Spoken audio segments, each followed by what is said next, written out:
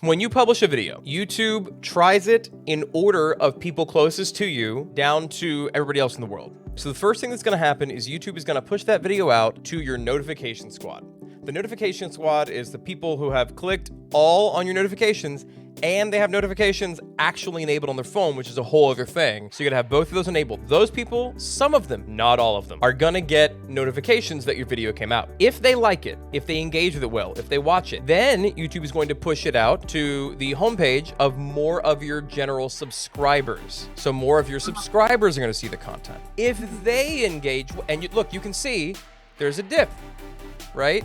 Even just one day to the next. Now, by this time, more than just your subscribers had seen it, but this is why they're going out in concentric circles. After your subscribers have seen this on their homepage, some of them, if they click on it, if they engage with it, if they watch it, they like, they comment, they watch a lot of it, they're gonna push it out to a lot more of your subscribers.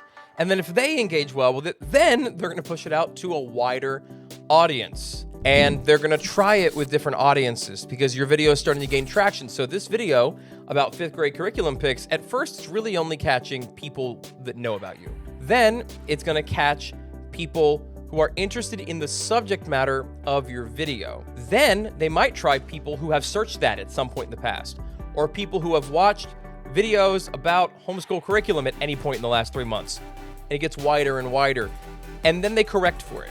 And so you can see, because what they're doing is they're learning who the audience for that video is. Again, they start with trying just your notification people, and then they just go out from there. And initially, they're not looking for an audience for your video, really. They're just trying with where it's gonna go. But if it goes really, really well, then they start pushing it out. And you can see it goes down here, and they're refining who the target audience is. And look, over time, even though it gets way less views, the general trend of the CTR is up. Now, that isn't always the case, but that means they kind of figured out who wants to watch your video. So it's normal for CTRs to drop. And now, if this went out to a lot more people, which happens if somebody gives you a shout out or you do a big collab, you'll see your CTR drop in the next few days because a lot of people are seeing it.